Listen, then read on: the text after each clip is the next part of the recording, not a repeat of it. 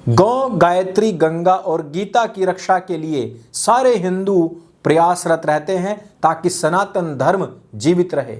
लेकिन उन सब के पहले जिन गुरुकुलों की हमें रक्षा करनी चाहिए थी, जिन गुरुकुलों के कारण भारत विश्व गुरु था, हमें अपना राष्ट्र विश्व टीचर नहीं बनाना है, विश्व प्रोफेसर नहीं बनाना है, विश्व गुरु बनाना है। और विश्व गुरु केवल और केवल गुरु शिष्य परंपरा और गुरुकुल से ही निकल सकता है, कॉलेजेस और यूनिवर्सिटीज से नहीं। इस कारण से गुरुकुलों को भी सपोर्ट अवश्य करें और अपने सनातन वैदिक शास्त्र को अवश्य पढ़ें। गौतम खट्टर जी का स्वागत करेंगे मंथन पटेल एंड स्वामीराज जी। उनके बाद काजल जी सिंघाला का स्वागत करने के लिए मैं बुलाना चाहूंगी सुमेध क्षेत्र एंड क्षितिज मोरवाल को। जय मातरम।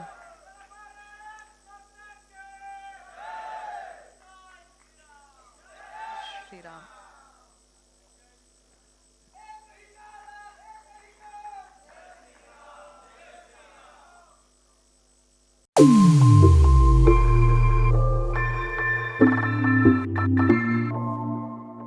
ये जो प्रश्न है ये वास्तव में बड़ा गंभीर है, लेकिन यही वो शब्द है जो धर्म है। ये एक ऐसा शब्द है जिसके प्रति अत्यंत भ्रांतियां हैं समाज में कि धर्म क्या है।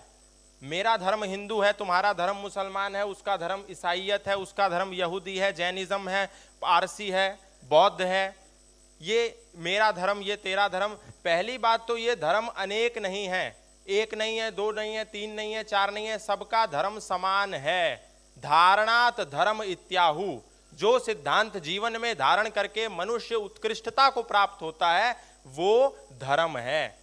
सत्य के ग्रहण करने और असत्य के छोड़ने में सर्वदा उद्यत रहना चाहिए, ये धर्म है। आप सबको ले जाकर के एक श्रृंखला में खड़ा कर दीजिए, एक किसी सभ्य मुसलमान को ले आइए, एक ईसाई को ले आइए, एक जैन को ले आइए, बौद्ध को ले आइए, पारसी को ले आइए और एक सनातन धर्मी को ले आइए। उससे पूछिए कि क्या किसी को मारना चाहिए, तो सब लोग एक मत होकर के कहेंगे कि हाँ, किसी को नहीं मारना चाहिए। कोई उन्मादी है, कोई जिहादी है, कोई आक्रांता है, कोई बर्बर है, तो वो तो धार्मिक है ही नहीं। लेकिन जो सही सिद्धांतों को स्वीकार करता हो मुक्त कंठ से, वही धर्म है। नीम का धर्म कड़वाहट है, चीनी का धर्म मिठास है, मानव का धर्म शांति है, अहिंसा है, सत्य है, प्रेम है, करुणा है, ममता है। तो मानव का जो धर्म है वो ये है, और सनातन धर्म ही मानवता का धर्म है। बहुत सारे लोग कहते हैं कि मानवता का प्रचार करो, ये सनातन धर्म का प्रचार मत करो। वास्तविक रूप में सनातन ही मानवता का पोषक है। माता भूमि पुत्रो अहम पृथिव्याम की परिकल्पना सनातन धर्म देता है, जो कहता है माता मेरी भूमि है, मैं इसका पुत्र हूं। ये सनातन की परिकल्पना है। अयम निजः परो वैति गणनाम लघु चेतसाम उदार चरिता नाम तु वसुदैव कुटुंबकम। ये परिकल्पना पूरी दुनिया में आपको कहीं नहीं मिलेगी। किसी भी देश में जाइए, प्रत्येक देश अन्य देशों को व्यापार की दृष्टि से देखता है, लेकिन भारत ही एक ऐसा देश है जो समस्त सृष्टि को परिवार की दृष्टि से देखता है। सर्वे भवन्तु सुखिनः सर्वे सन्तु निरामया सर्वे भद्राणि पश्यन्तु मा कश्चित् दुःख भाग भवेत्। ये धर्म है, वास्तविक सिद्धांत धर्म है। अयम निजः परो वैति गणनाम लघु चेतसाम, ये धर्म है। इंद्रम वर्धन्तु अप्तुरः अपाघ्नन्तो रावणः कृण्वन्तो विश्वमार्यम। जितने भी श्रेष्ठ लोग हैं उनको आगे बढ़ाते हुए पूरी सृष्टि को आर्य बनाना नहीं कहा कि पूरी सृष्टि के कंधे पर, एक एक इंसान के कंधे पर तलवार रखो और उसको कन्वर्ट कर दो। ये सनातन धर्म नहीं सिखाता। सनातन धर्म नहीं कहता कि अतिक्रमण करो सीमाओं का और आटा दाल चावल बांटो और लोगों को अपने में मिला लो। सनातन धर्म कहता है दुनिया में सत्य का प्रचार करके लोगों को आर्य बनाओ। ना वो बपतिस्मा पढ़ने के लिए मजबूर करता है, ना वो कलमा पढ़ने के लिए मजबूर करता है। लोग अपने आप सनातन धर्म से प्रेरित होते हैं, मानवता से प्रेरित होते हैं कि एक व्यक्ति स्विट्जरलैंड से पैदल चलता है और भारत आ जाता है, 4 साल लगातार पैदल चलता है, 18 मुल्क पार करता है, उसका नाम होता है बैन बाबा। ये सनातन धर्म है, ये मानव धर्म है, ये वास्तविक धर्म है। एक महिला ऑक्सफोर्ड में पढ़ती है, ग्रेजुएशन करती है, पोस्ट ग्रेजुएशन करती है, उसके बाद अकस्मात भारत में पहुंचती है, संपूर्णानंद संस्कृत विश्वविद्यालय में एडमिशन लेती है, 10वीं से पूरी शिक्षा प्रारंभ करती है और गोल्ड मेडलिस्ट हो जाती है पीएचडी की, और भारत में आकर के गुरुकुल खोल देती है और बोलती है लो मैं तुमको पढ़ाने आई हूं। मतलब एक महिला जो ऑक्सफोर्ड में पढ़ी थी, जिसने इंटरनेशनल बैंक्स में नौकरी करी थी, वो सत्य के सिद्धांतों से ऐसे आकृष्ट हुई कि भारत में आकर के सन्यासी हो गई। बोली मेरे पास इतना पैसा था कि खर्च नहीं कर सकते थे।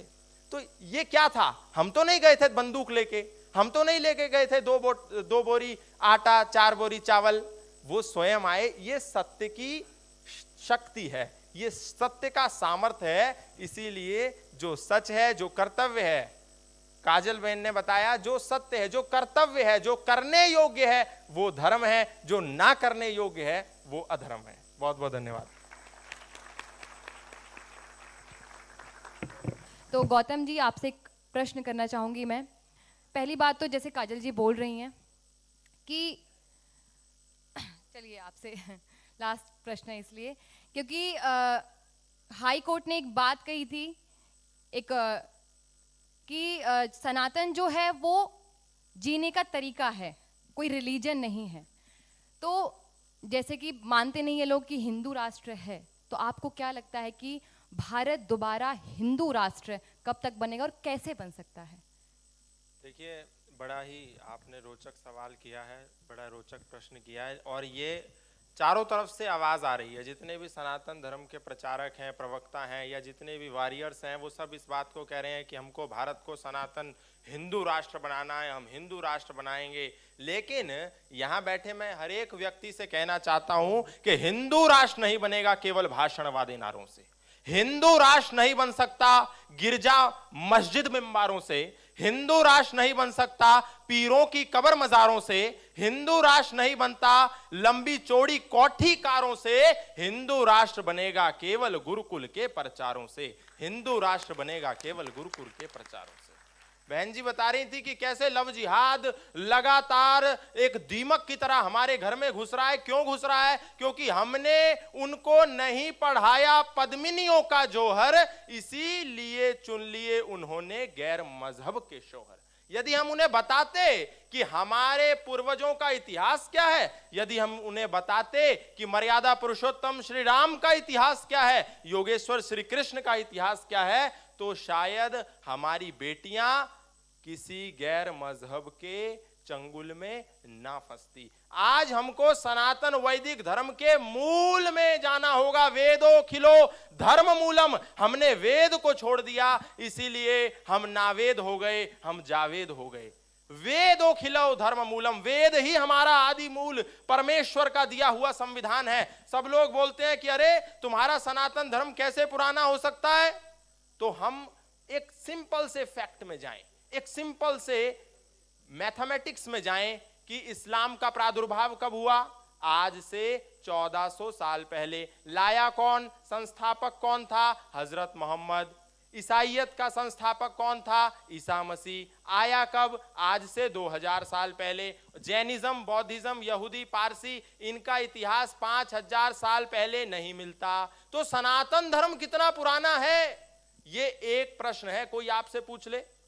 पहले तो सनातन मतलब जो प्राचीन से भी प्राचीन है और नवीन से भी नवीन है, जिसके सिद्धांत सार्वभौमिक हैं, सार्वकालिक हैं, सार्वदेशीय हैं। सार्वदेशिक, सार्वकालिक, सार्वभौमिक क्या होता है? गाय माता भारत में भी दूध देती है, पाकिस्तान में भी दूध देती है, और बांग्लादेश और अमेरिका में भी दूध देती है। ऐसा नहीं है कि भारत में दूध देती है और पाकिस्तान में शराब देती है और अमेरिका में कोल्ड ड्रिंक देती है, नहीं। तो दूध देती है, ये सार्वभौमिक सिद्धांत है। सनातन भी सार्वभौमिक है। अच्छा, सनातन सार्वभौमिक है तो ये कितना प्राचीन है? कैसे कह सकते हो कि इस्लाम से पहले भी सनातन था, ईसाईयत से पहले भी सनातन था, यहूदियों, जैनियों और बौद्धों से भी प्राचीन है हमारा सनातन? तो एक सिंपल सा फैक्ट है, आपके हिंदुओं के घर में कोई मरता है या कोई पैदा होता है तो यज्ञ किया जाता है।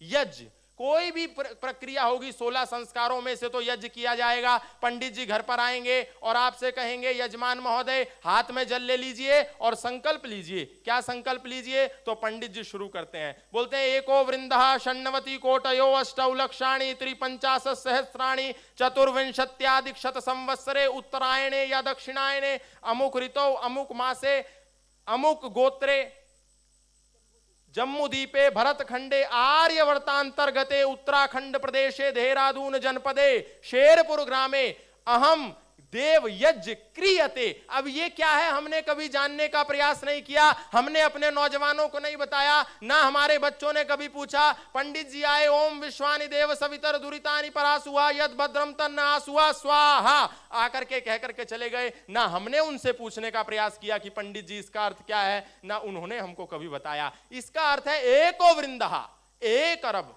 षण्णवति कोटयो अष्टौ लक्षाणी 1 अरब 96 करोड़ 8,53,124वां वर्ष चल रहा है। और आधुनिक विज्ञान भी कहता है कि इस सृष्टि को बने हुए कितने साल हो गए? लगभग 2 अरब साल हो गए। यानी 1 अरब 96 करोड़ कितने साल हो गए? लगभग 2 अरब साल हो गए। तो सनातन धर्म एक वेदो खिलो धर्म मूलम, वेद आदि धर्म का पुस्तक है, आपका संविधान है। ये कब आया?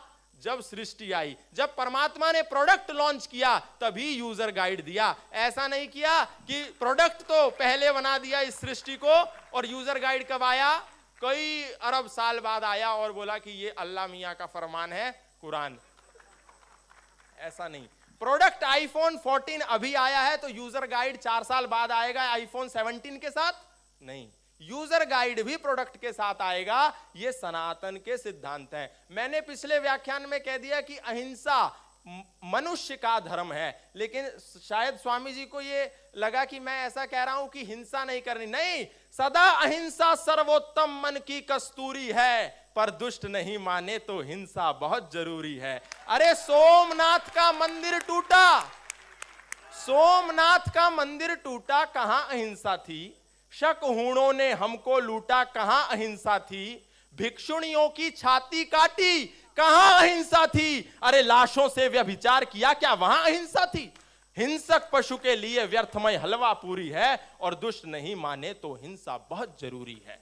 और अंत में कहना चाहता हूं, आप जितने भी आर्यगण यहां पर आए हैं, अरे जिन आर्यों ने नव में जाकर नक्षत्रों को दी है संज्ञा, आज हमको हमारी अस्मिता, हमारा गौरव, इसको पहचानना पड़ रहा है। क्यों? क्योंकि आज एक गरीब से गरीब मुसलमान और अमीर से अमीर मुसलमान भी अपने बच्चे को नवीन शिक्षा के साथ मदरसे में भेजता है। मैं एक दूधिये से मिला जो दूध निकालता था बच्चा, उसके पास घर पर रहने के लिए ठीक पर्याप्त छत भी नहीं थी। मैंने उससे पूछा, बेटा क्या पढ़ते हो? बोला स्कूल जाता हूं। और क्या पढ़ते हो? बोला मौलवी जी घर पे आते हैं पढ़ाने। क्या पढ़ाते हैं? उर्दू पढ़ाते हैं, अरबी पढ़ाते हैं, फारसी पढ़ाते हैं। अच्छा, मतलब आधुनिक भी पढ़ रहा है और अपनी शिक्षा भी ले रहा है, उर्दू की शिक्षा भी ले रहा है। यहां पर बैठे हुए कितने नौजवान हैं या कितने ऐसे माता पिता हैं जिनके बच्चों को भगवत गीता में कितना श्लोक है यह भी पता होगा, वेद कितने हैं यह भी पता होगा, वेदों का प्रादुर्भाव कब हुआ यह भी पता होगा। हमने अपने बच्चे को ऑक्सफोर्ड भेज दिया, कैम्ब्रिज भेज दिया, हार्वर्ड भेज दिया, और जितने भी नेता खड़े होकर के वोट बैंक की राजनीति करने के लिए कहते हैं हम हिंदू राष्ट्र बनाएंगे, हम हिंदू राष्ट्र बनाएंगे, उनके बच्चे भी डीपीएस में जाते हैं, उनके बच्चे भी कॉन्वेंट स्कूल में जाते हैं और वो कहते हैं हम हिंदू राष्ट्र बनाएंगे। मैं किसी पर प्रश्न नहीं कर रहा, लेकिन ये वास्तविक मूल है कि गुरुकुल की जो शिक्षा परंपरा है, और आप सोचते हैं कि गुरुकुल से पढ़ने के बाद कोई पंडित बन जाएगा, कोई पुजारी बन जाएगा। अरे नहीं, गुरुकुल से पढ़ने के बाद आर्यभट्ट पैदा होते हैं। यदि आर्यभट्ट पैदा ना होते तो जीरो का कभी आविष्कार ना होता, दशमलव की कभी खोज ना होती, और दशमलव और जीरो का कभी आविष्कार ना होता तो ये चंद्रयान 3 जो चांद पर गया है ये कभी जा ना पाता। बोधायन ना होते तो कभी भी विज्ञान की खोज ना हो पाती, और शिवकर बापूजी तलपड़े ना होते तो कभी भी विमान जूहू की चौपाटी पर जो सबसे पहले उतारा गया था कभी उतारा ना जाता। उस विमान की खोज कैसे हुई? ये राइट ब्रदर्स को सीधा सीधा श्रेय दे देते हैं कि विमान राइट ब्रदर्स लेकर के आए। नहीं, राइट ब्रदर्स नहीं लेकर के आए। महर्षि भारद्वाज ने जो विमान शास्त्र लिखा था उसमें 300 प्रकार के विमानों को बनाने की विद्या थी। और हमारे शिवकर बापूजी तलपड़े कहते हैं कि जो सबसे निचले स्तर का विमान है, सबसे कमजोर विमान है, सबसे छोटा विमान है, अभी तो मैंने वो बनाया है, बाकी 299 तो अभी बचे हैं। लेकिन बड़े शान से कौन ले गया इसके श्रेय को? राइट ब्रदर्स ले गए। न्यूटन का जो सिद्धांत था वो हमारे जो ऋषियों का था, उसको कौन ले गया? बौधायन के जो सिद्धांत थे उसको कौन ले गया? और हमने कहा कि हम ये पढ़ लेंगे तो हमारा बच्चा पुजारी बन जाएगा, पंडित बन जाएगा। आज ईसाइयों का बच्चा कोई पोप बन जाए, कोई फादर बन जाए तो किसी ईसाई को चिंता नहीं होती, और यदि किसी मुसलमान का बच्चा मौलवी बन जाए, मुकर्रम बन जाए, बारी बन जाए तो उसको भी चिंता नहीं होती। लेकिन एक सनातनी का बच्चा साधु बन जाए तो उसको चिंता होती है। और क्यों बच्चे साधुओं के नजदीक नहीं जाते? इसलिए नहीं जाते क्योंकि बचपने में ही माएं कह देती हैं, अरे बेटा दूध पी ले, नहीं तो बाबा जी आ जाएगा और झोले में डाल के ले जाएगा। बाबाओं को पकड़ने वाला जब आपने बच्चों के मन में बचपने से ही इंजेक्ट कर दिया तो आपका बच्चा क्यों बाबाओं के नजदीक जाएगा? वो पहले ही सोच लेगा कि ये जो मंच पर बाबा जी बैठे हैं ये कहीं मुझे पकड़ ना ले, ये पकड़ने वाले हैं।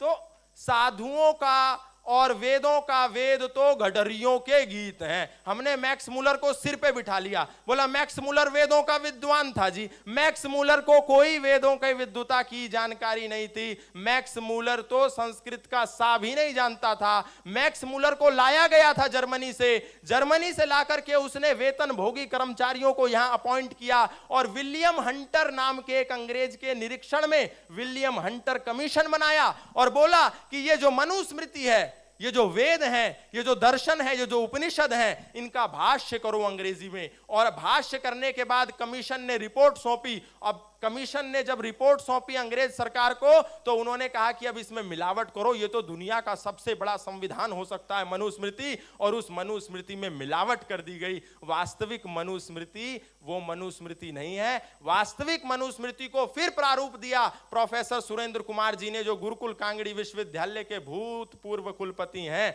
उस मनुस्मृति को पढ़ेंगे तो पता चलेगा कि उसमें लगभग 1500 श्लोक मिलावट करके कालांतर पर मिला दिए गए। तो उसका दोष मनु पर मत लगाओ, मनु जी की मूर्तियों को मत तोड़ो। अरे हिंदुओं, तुम अपने गौरव को जानो कि जिस हिंदू ने नव में जाकर नक्षत्रों को दी है संज्ञा, जिसने हिमगिर का वक्ष चीर भू को दी है पावन गंगा, अरे जिसने सागर की छाती पर पाषाणों को तैराया है, हर वर्तमान की पीड़ा को हर, जिसने इतिहास बनाया है, अरे जिसके वेदों ने घोष किया किण्वन्तो विश्वमार्यम का, जिसका गौरव कम कर न सकी रावण की स्वर्णमयी लंका, जिसके यज्ञों का एक हव्य 100 पुत्रों पर झनक रहा, जिसके आंगन में भयाक्रांत धनपति बरसाता झनक रहा, जिसके पावन बलिष्ठ तन की रचना महर्षि मुनियों ने की, राघव ने वन में भटक भटक जिस तन में प्राण प्रतिष्ठा की, वो शाश्वत हिंदू जीवन क्या बस स्मरणीय मात्र रह जाएगा? उसकी पावन गंगा का जल क्या नालों में बह जाएगा?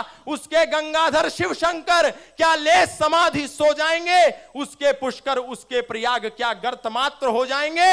यदि तुम ऐसा नहीं चाहते तो फिर तुमको जगना होगा। आर्यावर्त का विगुल बजा दानव दल को ढलना होगा। आर्यावर्त का विगुल बजा दानव दल को ढलना होगा।